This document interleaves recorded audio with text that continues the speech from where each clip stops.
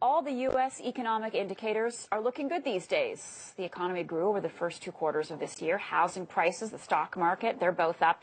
And even Moody's has upgraded the U.S. credit outlook to stable from negative. But at least one person is saying, not so fast.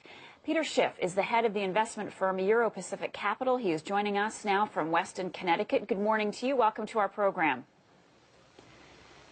Good morning, and thanks for having me on. So why do you believe that the U.S. is headed for an economic disaster even worse than the one that we saw back in 2008?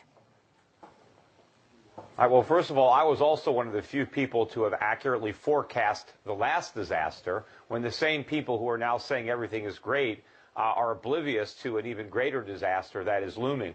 But, you talked about the U.S. economy is doing well. That's just according to the government. But even if you look at their numbers, we got the GDP numbers that came out yesterday, and people are making a big deal that the economy grew at 1.7%, which was better than estimates. But if you recall, in the first quarter of 2013, the government first estimated that the GDP grew at 2.5%. But yesterday they revised that down to just 1.1. I believe by the time they finish revising the second quarter numbers down, it'll be close to zero. In fact, in order to get a 1.7% print, the government had to assume that inflation at an annualized rate in America was just 0.7%. Now, I don't believe that for a minute. In fact, if the inflation rate that they used, or the deflator, was accurate, it would have already revealed that the United States is in a recession right now. In fact, it has been in a recession for the entirety of the Obama presidency. Okay, so are you suggesting that the American government is misleading the public and giving out inaccurate information? Well, I'm not suggesting it. I'm saying it. That is what they're doing. Alrighty.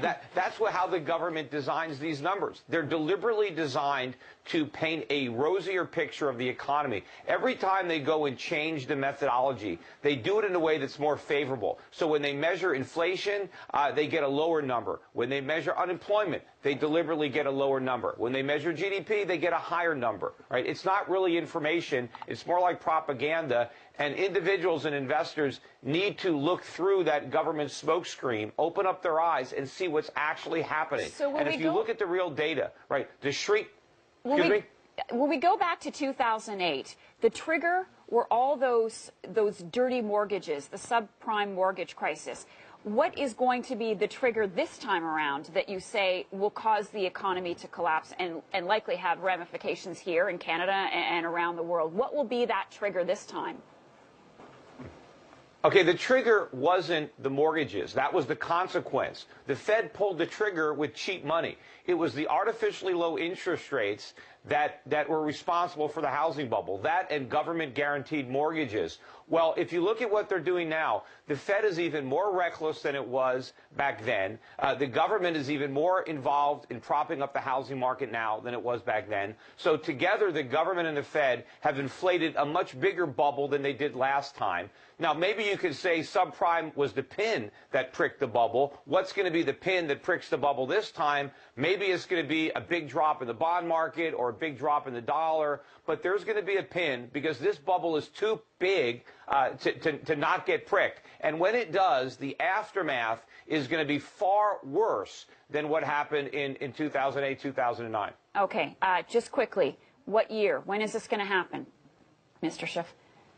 Well, again, when people were asking me that question in 2004 and 5, I couldn't give them a definite year. I just knew that it was coming because I understood the fundamentals. And as I tried to mention a bit earlier, if you look at the fundamentals, if you look at the contracting labor force, the declining use of energy, the explosion of poverty in America and an income inequality, all the record numbers of people on food stamps and on disability, all the part-time jobs that are now replacing the full-time jobs that we've lost, all of this is consistent with a shrinking economy, but the government won't admit it. Meanwhile, the cost of living is rising rapidly in America, and we pretend that there's not enough inflation. And Ben Bernanke is out there trying to lay the foundation now for more QE because he knows that he can never taper. He's just bluffing. He can't tell the market the truth that the U.S. economy is completely addicted to his monetary heroin. And the minute he takes it away, it's going to be a complete economic withdrawal. We are out of time. Peter Schiff, thank you so much for that this morning.